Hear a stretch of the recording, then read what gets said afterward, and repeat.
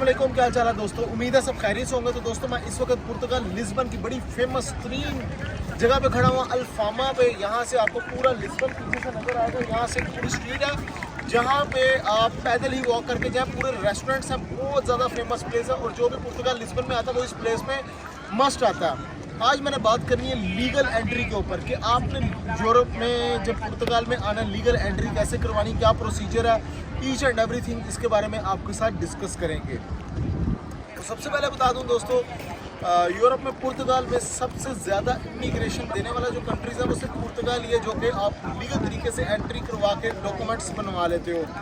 बनने कैसे हैं? सबसे पहले आपके पास शेंगन वीज़ा हो या किसी भी तरीके से वीज़ा आप आए हो यूरोप के अंदर, आपके पास टिकट होगी। वो टिकट आपने संभाल के रखनी है। वीज़ा तो आपके पास आई, वो तो आपके पास रहेगा ही, पासपोर्ट ओरिजिनल। उसके बाद जो आपने फ़्लाइट रिटर्न टिकट ले ली है वो आपके पास मस्ट होनी चाहिए, संभाल के रखनी है, सारी चीज़ें नोट करते जाएं। उसके बाद आपने यहाँ पे आके जिस भी कंट्री में एंटर हुए हो, बेशक नीदरलैंड्स में हो या जर्मनी में हो, वहाँ से आपने फ़्लाइट ली और पुर्तगाल आए हो, उसकी टिकट वो संभाल कर आपने पास सेव करके रखनी है। फिर आपने कोई ट्रेन की टिकट्स वगैरह ले ली और किसी भी तरीके से करते कराते आपने होटल तक पहुंच जाना या हॉस्टल तक आपने पहुंचना।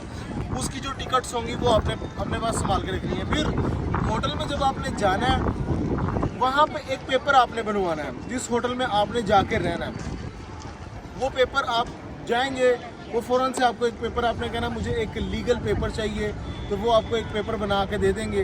वो पेपर अपने साथ रखना है। उसके बाद आपने 2-3 चीज़ें बनवानी हैं। एक होता है social security tax, social security number, और एक होता है फाइनेंस नंबर। ये 2 नंबर आपने अपने साथ बनवा लेने हैं। प्लस क्या चीज़ है कि एक जॉब कॉन्ट्रैक्ट रखना है और जाकर लीगल एंट्री करवा लेनी है।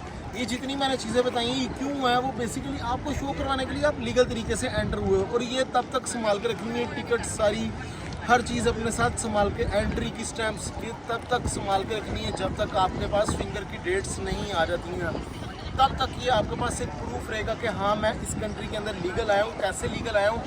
मैंने फ़्लाइट ली थी, फ़्लाइट से आया हूँ, ये मेरा वीज़ा था और ये मैंने एंट्री की स्टैम्प लगवाई। वहाँ से होते हुए मैं इस होटल में स्टे किए और वहाँ से यहाँ पे आ गया हूँ।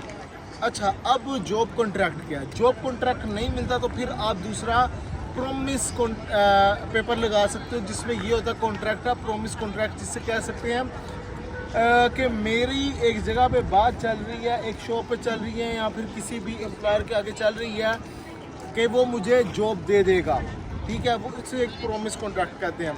अगर जॉब कॉन्ट्रैक्ट नहीं तो प्रोमिस कॉन्ट्रैक्ट लगा दो आप साथ में, तो इसके ऊपर भी आपका काम हो जाएगा। इस पे आपने अपनी लीगल एंट्री करवानी है। लीगल एंट्री के बाद तकरीबन 18 महीने के अंदर आपका डॉक्यूमेंट्स बन जाएंगे।